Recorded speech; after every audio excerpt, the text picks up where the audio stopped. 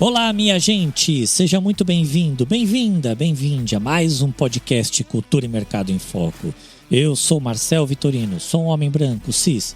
Estou usando uma blusa azul, capuz preto e cachecol. Sim, está muito frio nessa noite de gravação aqui em São Paulo. O audiovisual é um dos mercados mais importantes do setor cultural. Segundo dados da Oxford Economics para Motion Picture Associations em 2019, essa indústria gerou no Brasil 24,5 bilhões de reais diretos para o PIB, mais de 430 mil empregos diretos e indiretos, 3,4 bilhões de reais diretos em impostos. Apesar de serem de 2019, os números nos dão uma boa ideia dos resultados deste mercado, porque evita distorções do período da pandemia e pós-pandemia, que foram anos bem atípicos. Aliás, falando em pandemia, você deve se lembrar de uma campanha da indústria do audiovisual que rolou naquela época.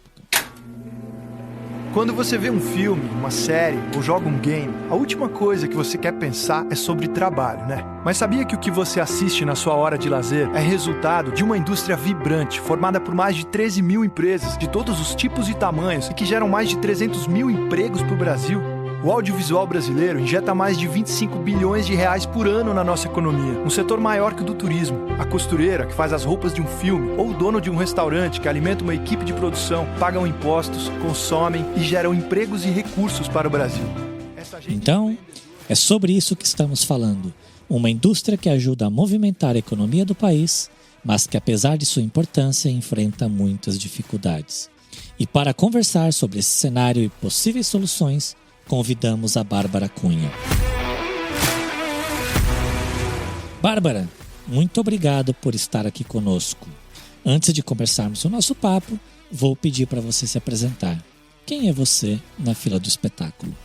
Eu sou Bárbara Cunha, eu sou uma mulher branca, cis, nordestina.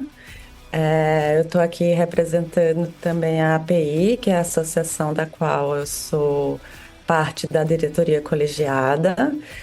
E na fila do espetáculo, eu sou quem inventa. Eu sou diretora, então eu invento o que vai aparecer por aí. Muito bom.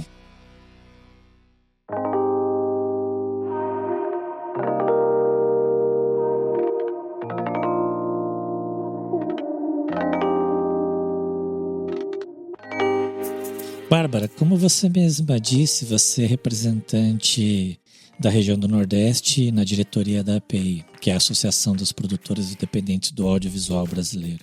E a API tem sido bastante ativa nas redes sociais no sentido de informar e também de cobrar as instâncias públicas sobre questões importantes do setor audiovisual. São muitos assuntos para a gente tratar hoje. Provavelmente não vamos conseguir esgotar todos aqui. Mas a ideia dessa nossa conversa é trazer um cenário geral das principais demandas atuais e como o audiovisual brasileiro pode crescer ainda mais. Uma das principais reivindicações nos últimos tempos tem a ver com a pluralidade e inclusão. Isso é inclusive um tema de um manifesto publicado recentemente pela API. Quando falamos em indústria audiovisual, existe uma diversidade dentro desse próprio grupo, né?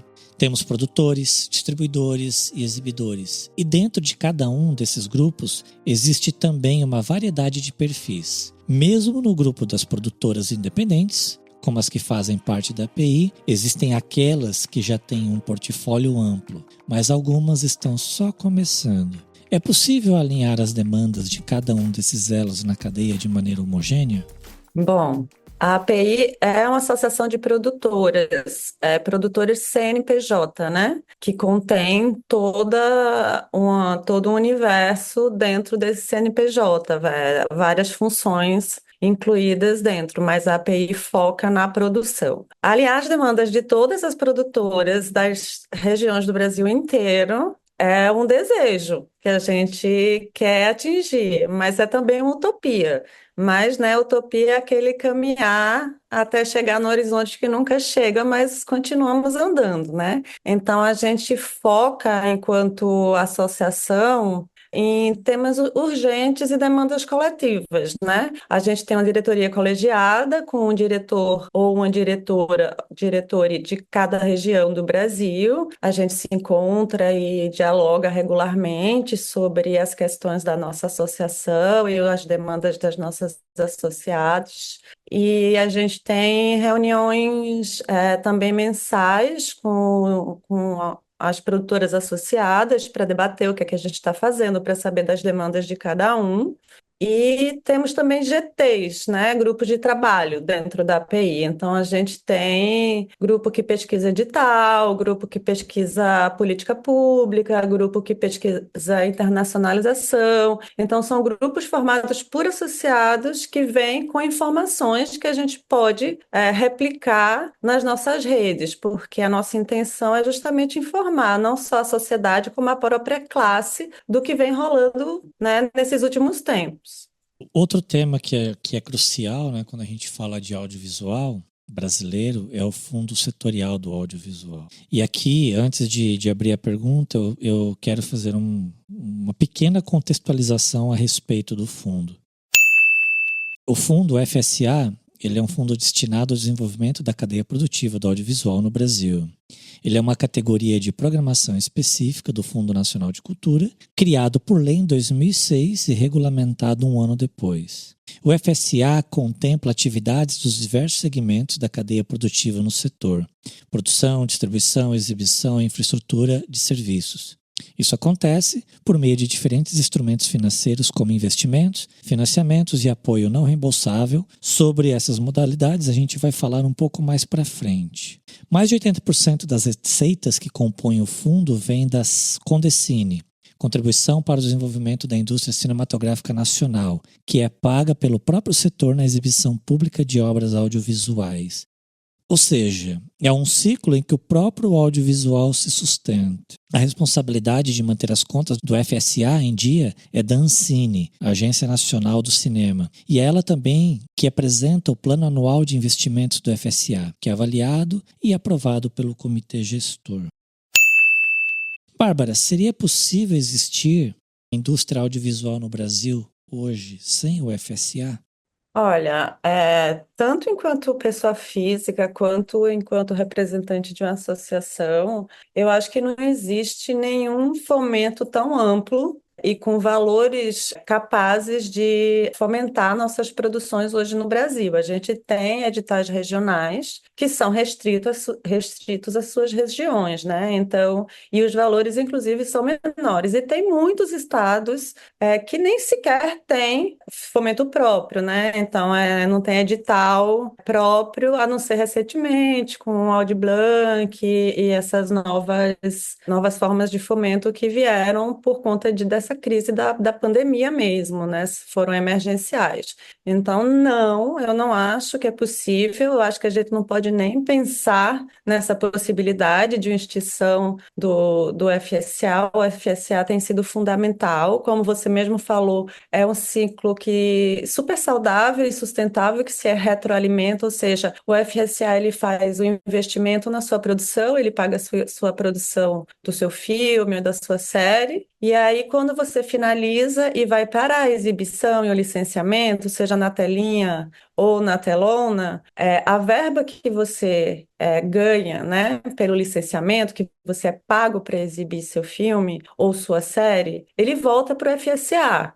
Em porcentagens diferentes, a depender do seu contrato, mas já tiveram contratos que chegaram a 70%, então é uma verba que volta para o próprio fundo para ir para um próximo projeto. Então é uma forma muito, eu diria, saudável mesmo de se manter. E é importante ressaltar que vem do Fundo Nacional de Cultura, esse dinheiro ele não poderia ir para outra área. Então, assim, o audiovisual não está tirando dinheiro da saúde ou da educação, é um dinheiro que só pode servir para esse intuito, para fomentar a indústria cinematográfica. Então, eu acho muito difícil, a não ser que fosse criado outra forma parecida ou melhorada, né? Aprimorada. Mas hoje, grande parte dos produtores, há muitos anos, vivem de editais públicos do FSA e geram milhões de empregos diretos e indiretos, ou seja, é um setor que não é apenas cultura e identidade, é economia também.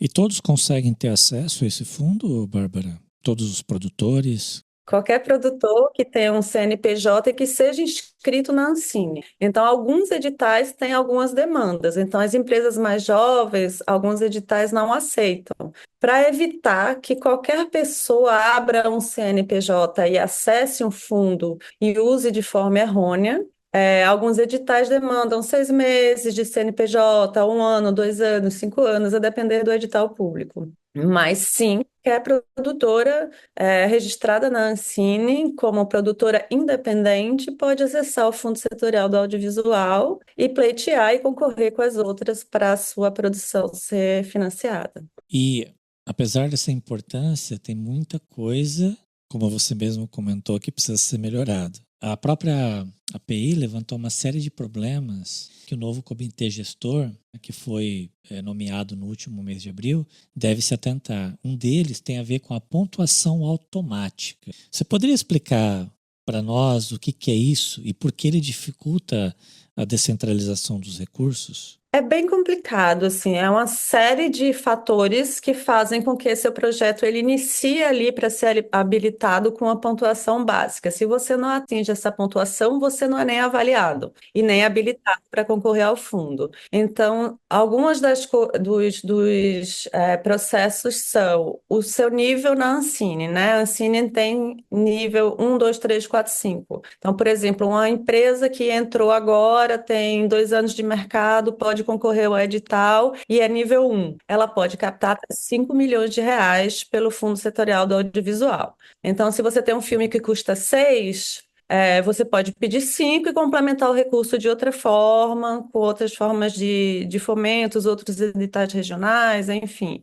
Então, as pontuações das produtoras é um dos fatores, né, dessa questão do automático, o currículo dos realizadores, contrato com distribuidora, perdão.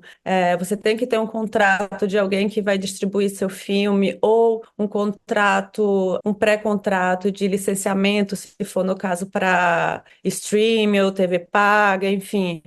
São uma série de documentações que juntas te colocam no nível base para você ser habilitado. A gente acredita, enquanto API, enquanto associação, que os projetos eles devem ser também avaliados pela sua relevância e qualidade. Então, essa coisa de automatizar uma conta que é muito burocrática dentro de um órgão regulador como a Ancine, ela prejudica diversos projetos, porque a gente sabe que existem grandes filmes de grandes bilheterias, de grandes produtoras que vão ganhar os editais porque tem distribuidora, porque tem um grande nome de um diretor, uma diretora, um diretor reconhecido, porque tem um nível 5 ali que é super alto, que pode captar num teto bem mais alto, mas a gente também sabe que tem filmes de produtoras novas, de diretores, realizadores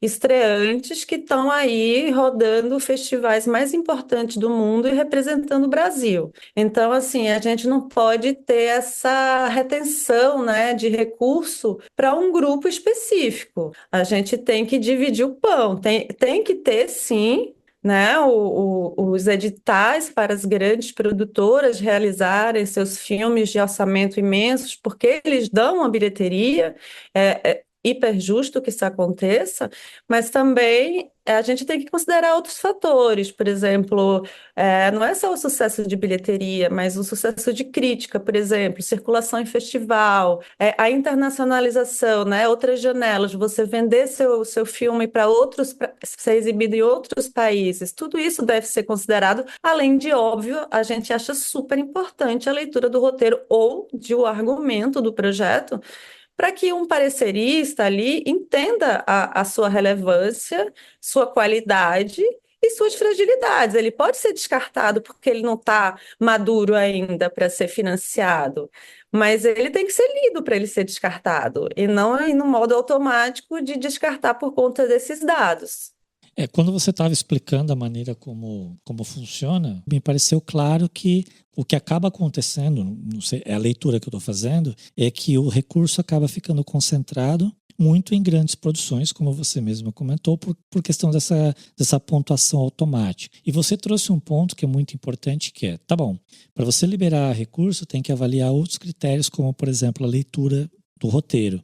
Tem estrutura para isso? Tem estrutura para que os pareceristas possam chegar nesse nível de detalhe para liberar uma verba para uma produção, por exemplo? Então, eu não sei te dar essa resposta, porque eu não sei da estrutura interna da Ancine como é que está hoje, se teria, mas existe formas de você contratar mais pareceristas, fora aqueles que são já de dentro da casa.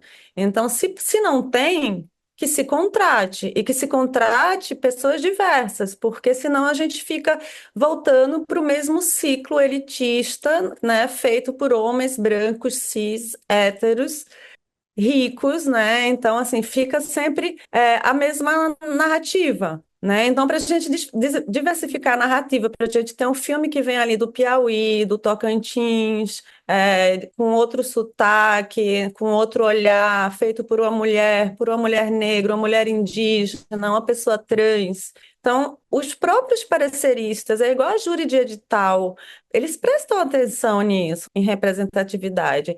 Então, eu não sei se hoje a Ancine tem a quantidade de pareceristas necessários, mas poderia contratar para editais, e os editais podem ser também, e são divididos, né? Então, tem edital para longa-metragem de alto orçamento, de baixo orçamento, para série para streaming, enfim, e por aí vai. E aí, afunilando os editais e suas demandas específicas, é possível. E que se não der para ler um roteiro inteiro, que tem, vai, 90 páginas, que se leia um argumento de 10 a 20 páginas, sabe? No argumento é possível você entender a linguagem do realizador, o que é que ele pretende, qual é a história.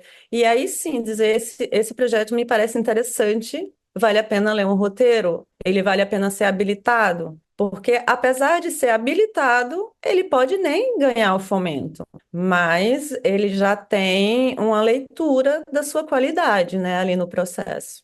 E sendo representante da API, quando você traz esses pontos, né, você comentou da questão da diversidade, não só a diversidade em relação a gênero, etc., tal, mas assuntos que podem ser tratados nas produções. Os projetos que vocês levam, eles são impactados nesse sentido que você comentou, em relação a, de repente, alguma verba que não foi liberada, por falta de uma análise um pouco mais minuciosa do projeto ou a falta de uma leitura do roteiro? Você pode trazer alguma experiência para a gente nesse sentido? Olha, teve um edital muito recente que deixou 85% dos projetos fora porque não foram lidos sequer os roteiros. Então, foi nesse processo automatizado que as pessoas não chegaram sequer a ler o roteiro. Então, sim, impacta. E a API, como é uma associação de produtores independentes e que tem todos os níveis ali dentro, mas a grande concentração é nível um, 2 e 3. Esses que são menores e que têm menos currículo, eles são sim impactados se você não tem a leitura do roteiro. Então, eu acho que sim, eu acho que é importante a gente saber sobre o que a gente está falando e também dar oportunidade para essa diversidade, ou seja, um filme de temática indígena ser feita por uma pessoa, né, indígena te traz um olhar muito específico, né? Eu posso fazer esse filme também. Não é que você não pode fazer um filme que seja de um assunto que não te caiba.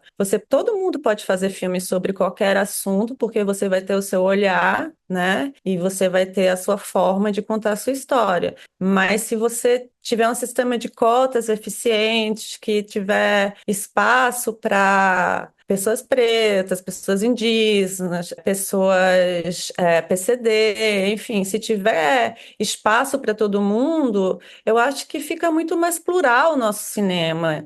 Então, assim, primeiro filme, eu acho, de longa-metragem realizado no Tocantins, da minha amiga Eva Pereira, foi recente, foi lançado ano passado, ou retrasado. Eu vi na Mostra de São Paulo, e olha a importância disso, de abrir esse caminho, sabe? Porque ela ganhou um edital público.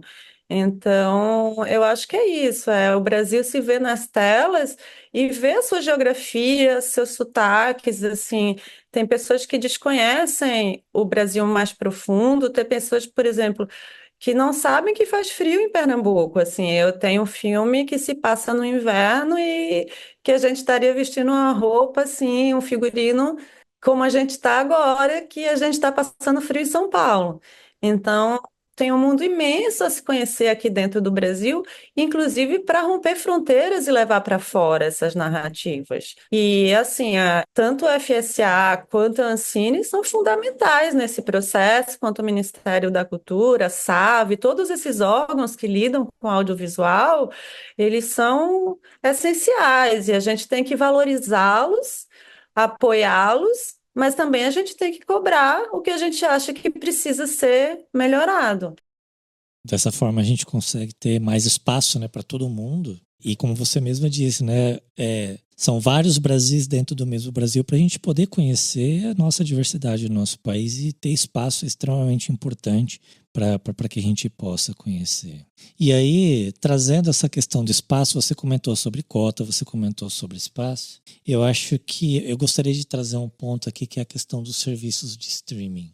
Existe um projeto de lei que está em análise, né, na Câmara dos Deputados, que regulamenta esses serviços, não apenas obrigando as empresas a recolherem a Condecine, mas também que elas disponibilizem permanentemente nos seus catálogos quantidades mínimas de conteúdos audiovisuais brasileiros. E aí eu gostaria de saber um pouco o que você pensa a respeito disso. A gente tem uma sonora, né, do Paulo Serpa que vai falar um pouco sobre esse assunto, mas eu gostaria de ouvir de você também, Bárbara, a respeito dessa questão do espaço para produções brasileiras nos streamings. Olá, aqui quem fala é o Serpa.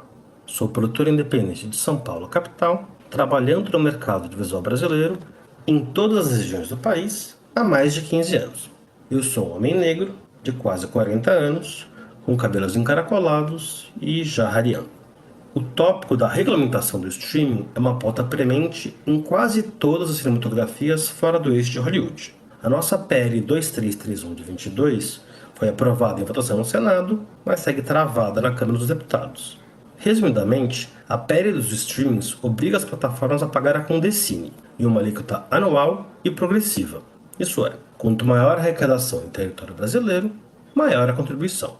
Além disso, garante um mínimo de obras audiovisuais brasileiras presentes em cada plataforma, também progressivo em relação ao total disponível de modo geral.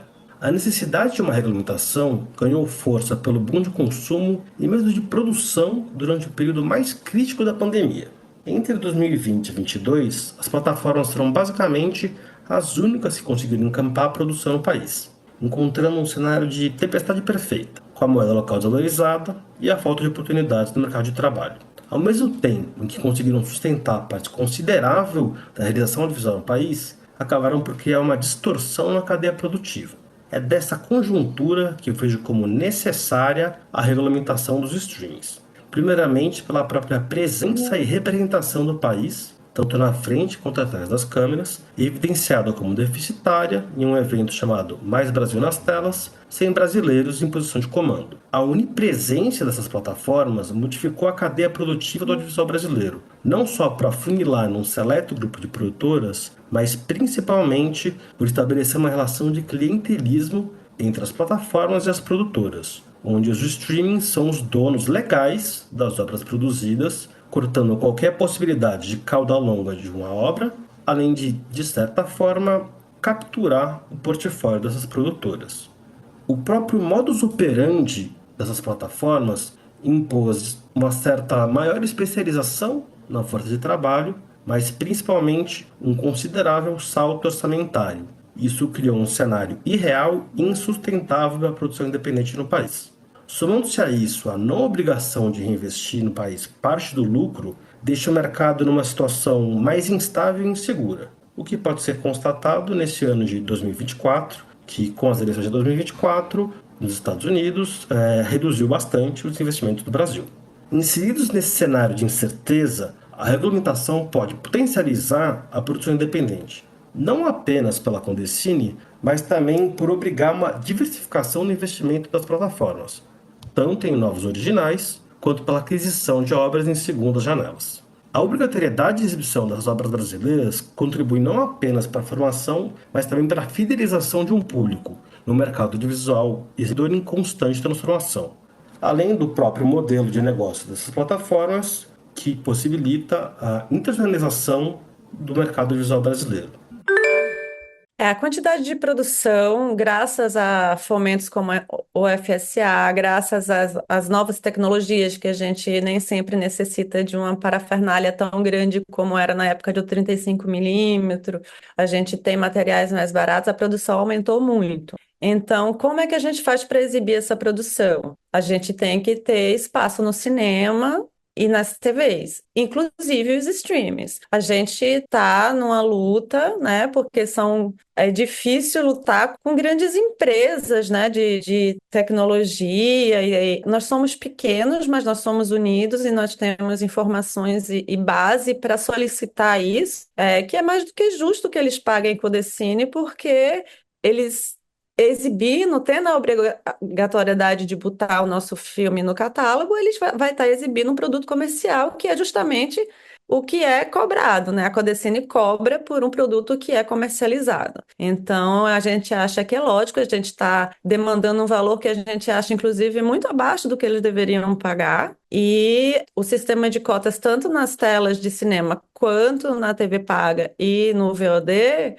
eles são fundamentais para a gente poder exibir nosso conteúdo, né? A gente sabe que hoje grande parte da juventude assiste seus filmes nos celulares, nos tablets, nas telas menores. Por isso que as telefônicas pagam o Codecine, e seria a mesma lógica, assim, eles teriam que pagar, porque o que acontece? Eles vêm aqui, produzem no Brasil, com equipe brasileira, só que a produtora não guarda os direitos vai para o streaming. Então, a gente está lutando por várias mudanças nesses sentidos, né? Tanto de autoria, né, dos direitos autorais dos criadores, quanto do pagamento da Codecine. É um processo lento, mas a gente tem inúmeras entidades, a API inclusa, que estão se reunindo, indo a Brasília,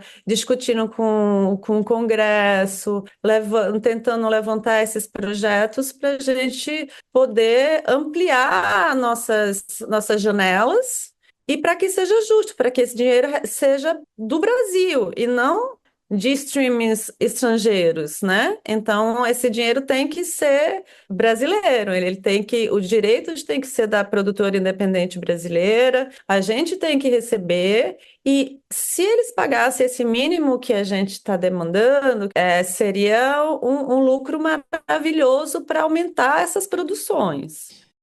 Bárbara, e isso tem alguma ligação sobre as cotas, o espaço nas salas de cinema para produções nacionais? Tá, os assuntos estão ligados ou não?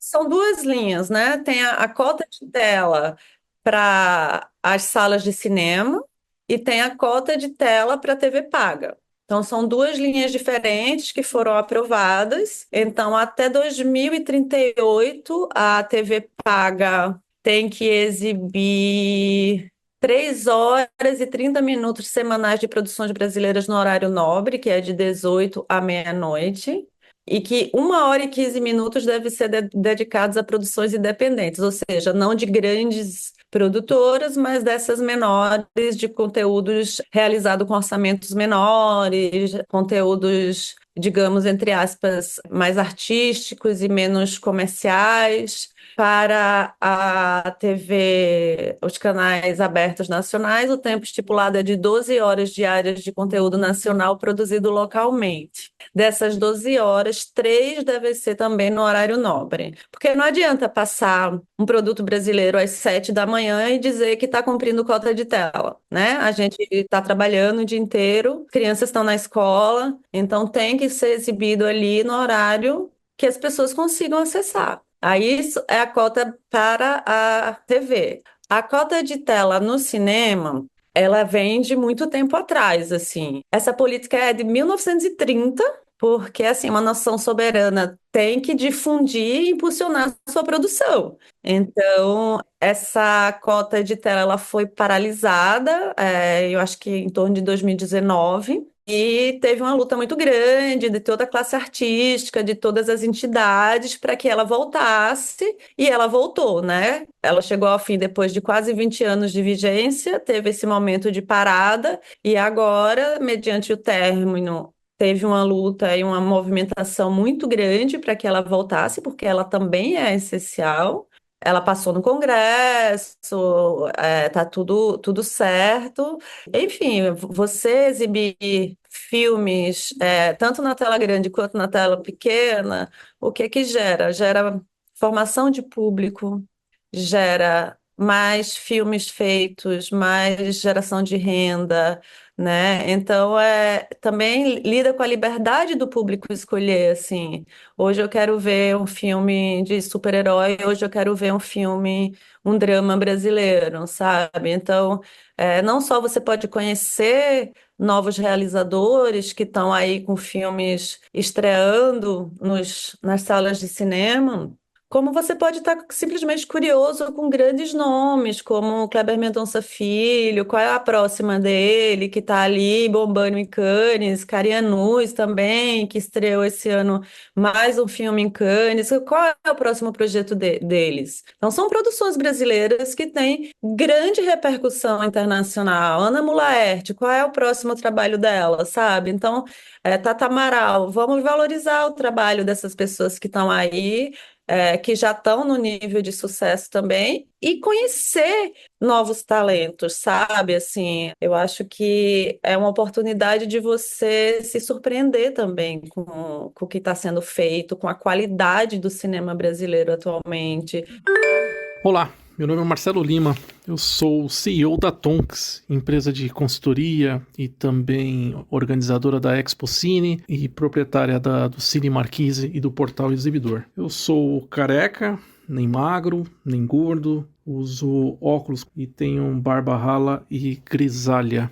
Bom, agora falando sobre cota de tela e o panorama geral. A cota de tela do Sistema Nacional aqui do Brasil sempre foi um assunto espinhoso em se tratando do ponto de vista do exibidor. Muitos exibidores ainda enxergam como uma intervenção do Estado, ao invés de enxergar como uma situação de ajudar o cinema nacional a crescer. O cinema sempre é uma entidade privada, lógico que a gente tem os cinemas com gestão do poder público, mas a grande maioria, a esmagadora maioria dos cinemas no Brasil são de iniciativas privadas, né? E essas empresas, elas têm um processo de contas para pagar, né? Desde folha de pagamento, impostos, pagar também as distribuidoras, a operação, seus custos fixos, se paga aluguel, né? Então, não é tão simples como, por exemplo, uma concessão de uma TV aberta, né? Que você está falando aí para dezenas de milhões de pessoas e não deixa de ser uma concessão, né? De um sinal. Eu, particularmente,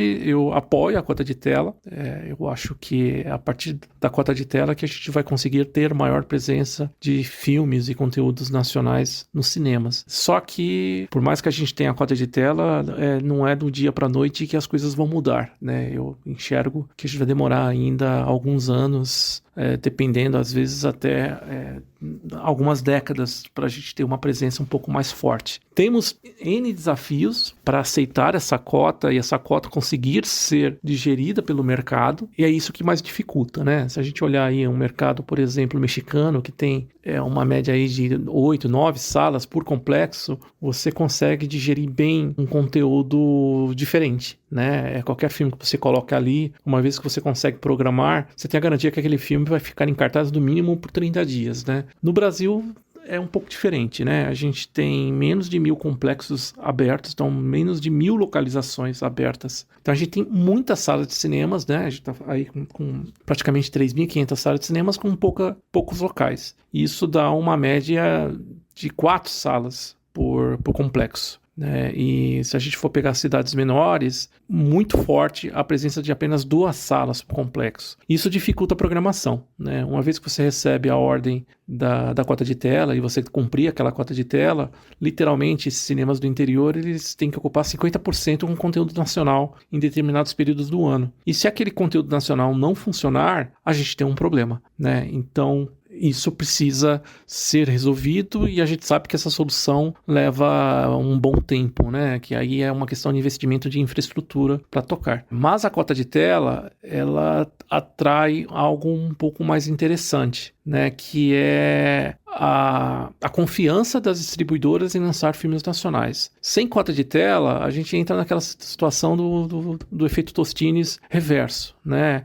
A distribuidora fica com medo de fazer investimento antecipado em marketing, em promoção de um determinado filme, porque ela não tem a certeza se o filme vai ser lançado quando chegar a sua data de lançamento, né? Então, fica com aquele investimento um pouco mais regrado, né? Com certas preocupações. Uma vez que você tem a certeza que há uma cota de tela, a distribuidora vai querer investir mais em campanhas, porque ela tem a certeza que aquele filme vai ser lançado de alguma forma. Só que ainda a gente vai ter um ranqueamento de quais filmes irão entrar em cartaz, né? A gente tem uma média aí de mais de 160 títulos nacionais sendo lançados por ano. Não há espaço para todos esses 60 títulos. Então, quem vai se destacar é aquele melhor filme daquele melhor mês ou daquele melhor período, né? Porque os cinemas eles vão escolher a dedo qual filme nacional vai colocar para evitar consequências de fracasso de público, né? Então, todo exibidor ele vai enxergar o calendário, vai olhar do cardápio de filmes nacionais que tem à disposição, provavelmente vai escolher no máximo 2 títulos para compor aquele ano. E aí a distribuidora tem um poder de conseguir entender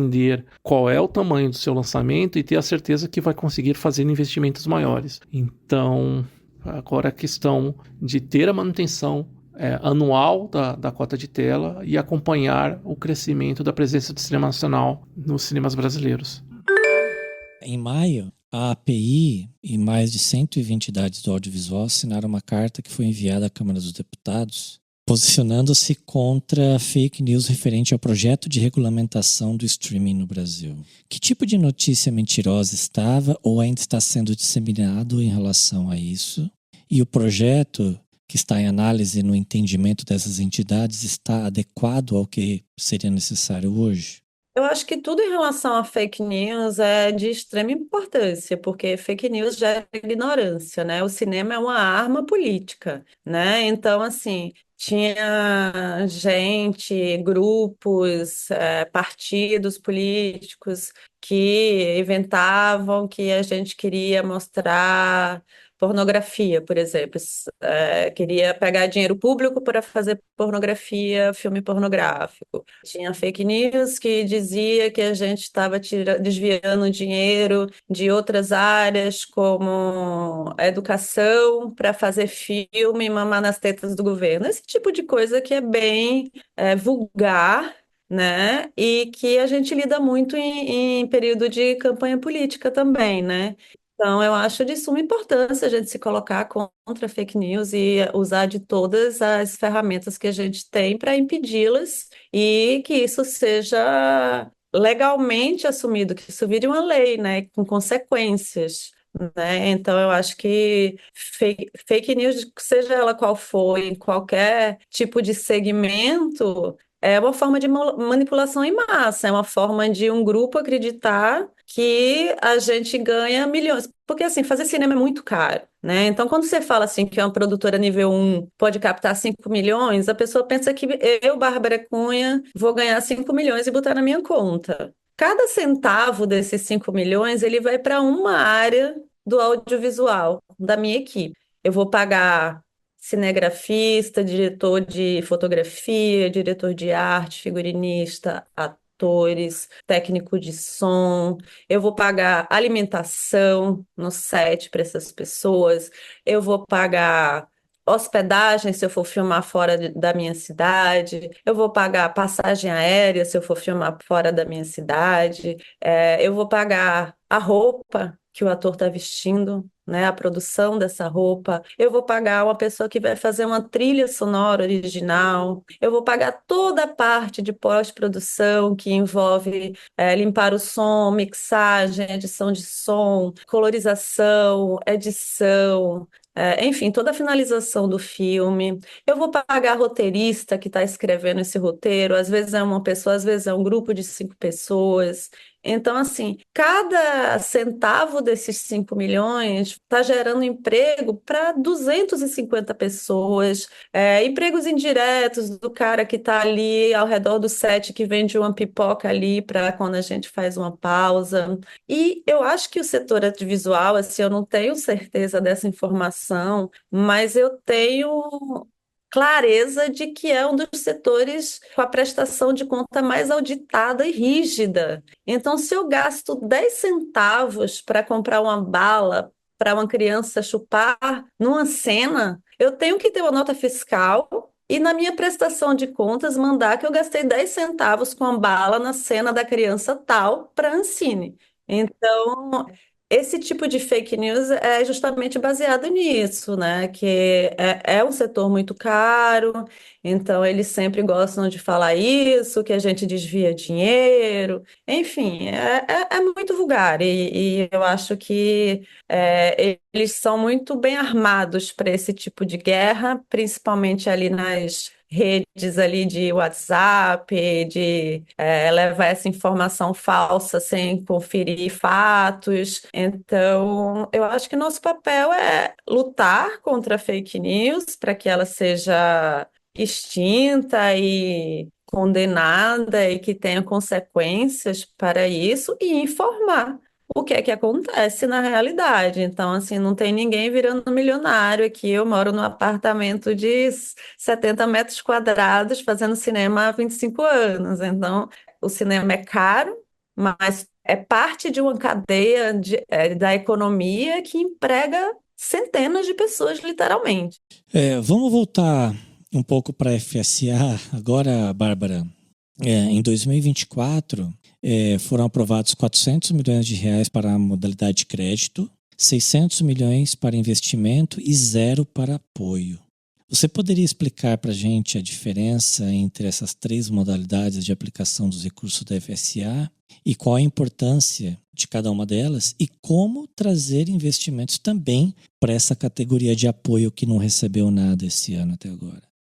Então, a categoria de crédito é bem literal, é crédito, né? O fundo setorial empresta, né, dinheiro para uma empresa, por exemplo, adquirir equipamentos, montar uma ilha de edição, e aí ela tem seus próprios juros, suas parcelas, suas formas de pagamentos, facilitando um empréstimo que fosse mais caro, feito por fora, né, do setor, né, via Ancine. Então, ela facilita esse empréstimo. A forma de investimento, normalmente ela se dá via edital, é justamente investir no seu filme. Ela vai bancar o seu filme através de uma seleção de um edital, e é aquela coisa que a gente já falou que se retroalimenta, esse dinheiro volta para o fundo. E a parte de apoio seria fundo perdido. Então, eu poderia, por exemplo, comparar a um prêmio, né? A Ancine, por exemplo, fomentar um festival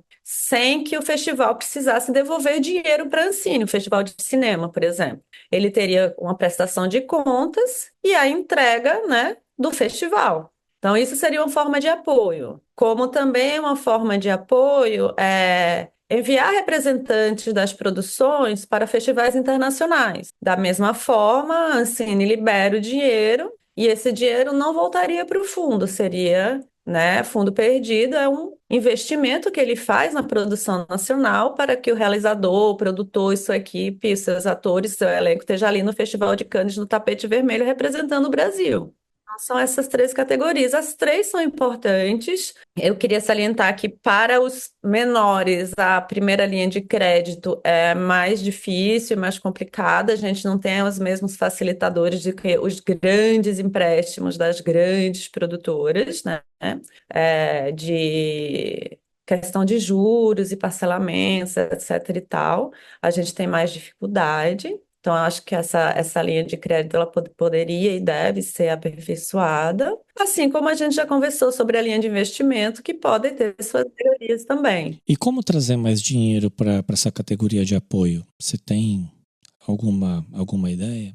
Eu acho que tem que verificar junto à Ancine os montantes que eles têm disponíveis e fazer uma divisão justa, né? A gente sabe que tem um orçamento bastante alto, mas que na realidade ele fica pequeno porque são muitos editais, né, que dão um teto ali de limite. No final das contas, assim, por exemplo, vou citar um exemplo agora, o edital de coprodução internacional. Foram, sei lá, quase 300 projetos, 200 e lá vai projetos inscritos, quase 300 projetos inscritos na modalidade do Brasil sendo majoritário, e tem 60 milhões. Ou seja, se a gente tem 10 filmes que custam 10 milhões, é muito pouco projeto aprovado. Então, é uma matemática interna da Ancine, né, que tem que rever como fazer esses valores. E eu acho que é urgente, principalmente para festivais e para representação de brasileiros em festivais internacionais. Eu acho que esse apoio ele é fundamental. Hoje a gente tem o Projeto Paradiso, né, eu faço parte da rede de talentos do Projeto Paradiso, que é ele que nos apoia, é tipo um mecenas, né? O Projeto Paradiso, ele apoia hoje a maioria dos filmes e das pessoas físicas, né? Assim, os roteiristas, os diretores. Então, o Projeto Paradiso hoje é uma instituição privada, sem fins lucrativos, que está fazendo o papel que a Ancine poderia estar fazendo, de levar pessoas para festivais, de levar pessoas para formação em laboratórios internacionais, de apoiar alguns filmes que faltam um pouquinho de grana para chegar e ser exibido em Cannes, eles investem também. Então, eu acho que hoje, tirando essa parte da política pública e falando um pouco também do privado, eu acho que a gente tem que louvar as iniciativas do Projeto Paradiso, porque desde a pandemia até hoje, é com quem a gente mais conta toda a nossa categoria do audiovisual financeiramente.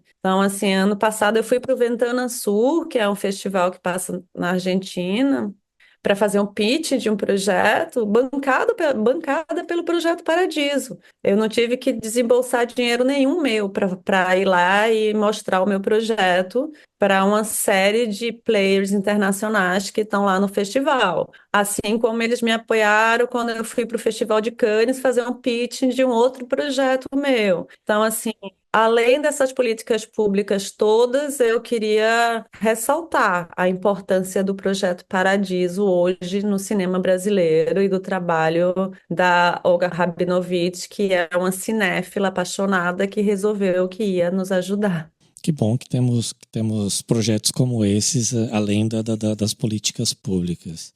E agora eu queria aproveitar esse gancho e também falar um pouco mais sobre a questão da diversidade de gênero no audiovisual.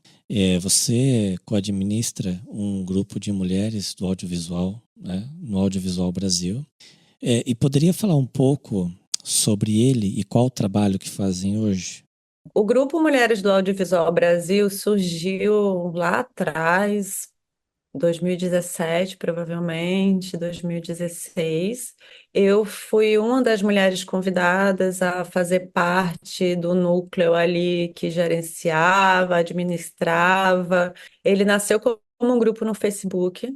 e eu era uma das co-administradoras com outras mulheres, diretoras, advogadas, produtoras, distribuidoras que administravam esse grupo no Facebook com o intuito justamente de fortalecer, né, esse lugar que é tão desigual, né? Então, assim, a gente visava nessa equidade de gênero, no setor. Só que aconteceu que a gente nunca virou uma associação ou entidade, o grupo tomou vida própria, tem centenas e centenas de mulheres no grupo lá do Facebook que seguem se apoiando, se ajudando, se indicando, né, avisando quando tem vagas de emprego, ou quando tem curso, ou quando tem um laboratório. Então, ele foi tomando vida própria organicamente e acabou que as administradoras estão meio assim, ficaram meio de lado porque tudo ali elas se resolvem entre elas e são muitas mulheres ali, dialogando sobre essa pauta de equidade de gênero no setor, né? A gente está tentando virar, está no processo de virar dentro de um guarda-chuva, uma das partes do grupo Mais Mulheres Lideranças do Audiovisual Brasileiro, que é um grupo hoje que é uma entidade, né? Que é liderado pela Débora Ivanov, que foi diretora da Ancine, que é produtora de uma grande produtora, que é super qualificada, assim, super ligada no MINC, e a gente está dentro desse guarda-chuva porque elas estão muito organizadas, né? Eu faço parte desse grupo, esse grupo chama Mais Mulheres, e aí, a partir daí, a gente dialoga, propõe, conversa sobre essa questão, que a gente já avançou um pouco, mas ainda tem um caminho muito longo pela frente para chegar no 50-50, né? Assim, 50% dos filmes são dirigidos por mulheres. Tem algumas funções que são clássicas de mulheres, assim, a produção é muito forte, produção feminina é muito forte, ou a figurino é muito realizado por mulheres, mas a gente quer ver mulheres contando mesmo, a gente quer ver diretoras, roteiristas, atrizes, né, narrativas com esse olhar. E para isso tem um longo caminho. Então, o Grupo Mulheres do Audiovisual Brasil, ele tem vida própria e hoje eu estou muito mais ligada a esse grupo que se chama Mais Mulheres Lideranças do Audiovisual Brasileiro. Bárbara, não parece, mas já faz quase uma hora que a gente está conversando aqui. Como a gente tinha comentado no começo, é bastante difícil conseguir falar sobre todos os assuntos, que tem muita coisa para a gente aprofundar, muita coisa para a gente abordar. Mas antes de encerrar o nosso papo aqui, eu queria, além de tudo que nós conversamos, que você trouxe, se tem algo, novas iniciativas ou caminhos que vocês, né, profissionais, né, do setor, têm pensado, vislumbrado, que vão ser importantes para o futuro do audiovisual no Brasil daqui para frente.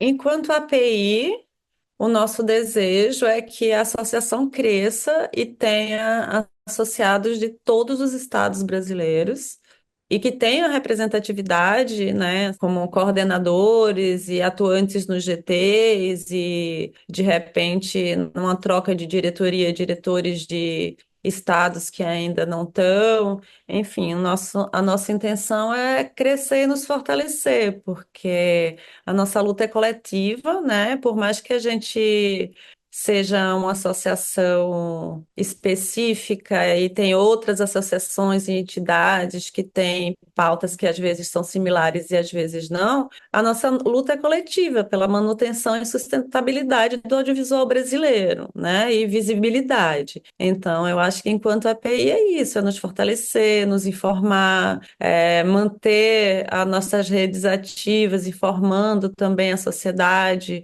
o que é que a gente faz, nos aproximando cada vez mais do Congresso ali, estando mais em Brasília. A gente tem diretoria aí no Centro-Oeste, que pode estar sempre presente em reuniões, sempre assim, claro que não, porque todo mundo trabalha, mas que pode estar presente em reuniões que venham a acontecer com essa pauta, né, de cultura e audiovisual.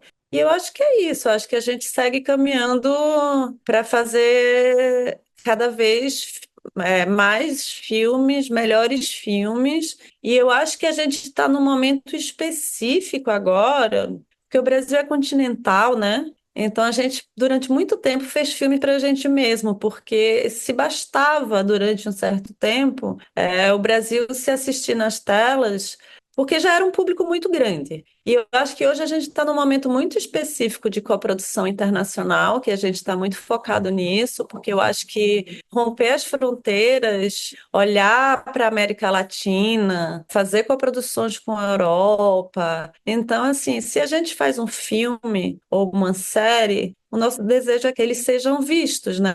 Então, se a gente consegue coproduções internacionais, e nesse momento está muito forte, com vários editais abrindo com esse recorte, a gente rompe essas fronteiras e quase toda história é universal, né? Assim, você fala do seu quintal, você é universal. Então, eu acho que a gente está no momento também pensando muito nisso e muito focado na regulamentação do VOD. É a nossa luta principal hoje, é a regulamentação do VOD, internacionalização dos nossos projetos, crescimentos e melhoria das políticas públicas e que a gente veja o Brasil como um todo, né? O Brasil não é só o eixo Rio-São Paulo, não é só o cinema pernambucano que é muito relevante, ou mineiro, enfim, a gente tem ali produções, sei lá, que podem ser feitas no Acre, no Piauí, a gente já tem produções maravilhosas, o Alexandre, que também é da API, tem produções no Piauí, então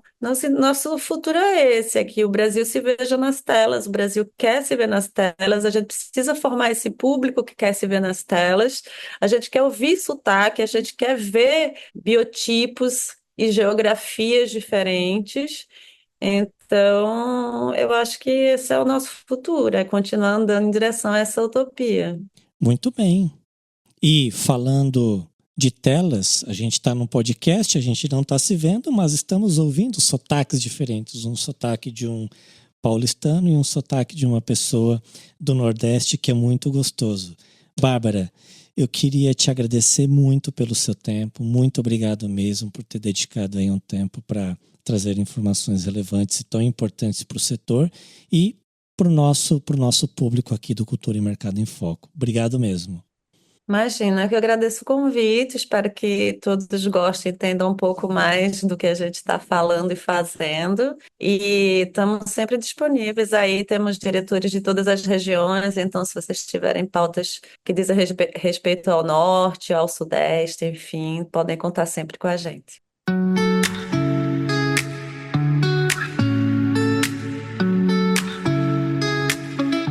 Alguns dias após a gravação dessa conversa com a Bárbara, o Comitê Gestor do Fundo Setorial de Audiovisual aprovou os principais pontos do Plano de Ação de Chamadas Públicas do Fundo para 2024 e o investimento de R$800 milhões.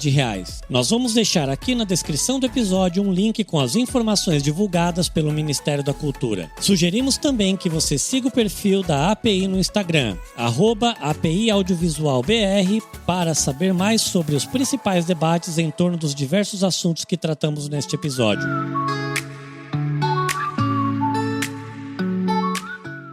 Muito obrigado pela sua companhia em mais uma edição do Cultura e Mercado em Foco. Eu sou Marcel Vitorino e o nosso podcast tem produção e roteiro da Mônica Herculano, que a partir de agora também faz a edição e montagem do programa. Se você gostou, vamos fazer essa roda girar? Indique esse podcast para 5 amigos e peça para que eles façam o mesmo. Dessa maneira, chegaremos aos ouvidos de muita gente, ampliando conhecimentos e reflexões sobre o nosso setor. E não deixe de acessar culturaemercado.com.br para saber sobre as principais notícias do mercado e das políticas culturais no país. E culturaemercado.com.br/cursos para conhecer nossas formações para quem vive ou quer viver de cultura no Brasil. Valeu demais pela sua audiência e nos veremos em breve no nosso próximo episódio. Um beijo e um abraço e tchau!